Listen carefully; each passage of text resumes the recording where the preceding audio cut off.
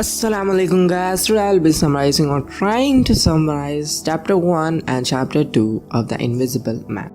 Some things to know before the summary starts. The introduction to Invisible Man through the eye of the town is already midway through his story. I say this because he has already gone from place to place keeping his cover and committed 2 acts of violence.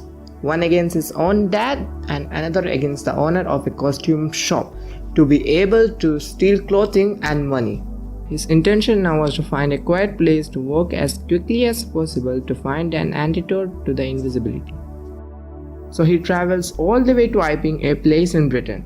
There begins the story, where he is treated with growing rumors and suspicions, which eventually contributes to his exposure. Summary.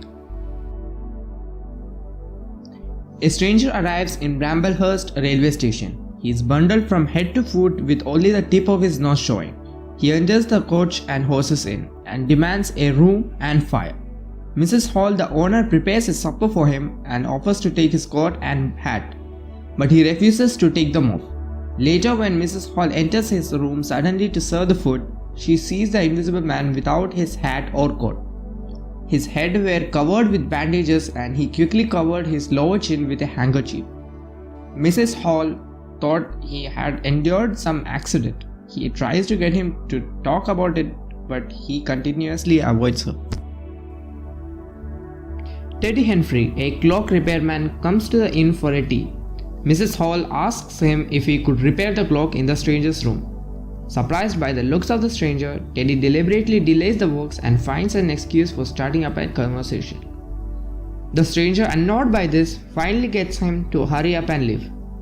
Offended, Teddy assumes that he is of suspicious nature and maybe even wanted by the police and is wrapped up to cover his identity.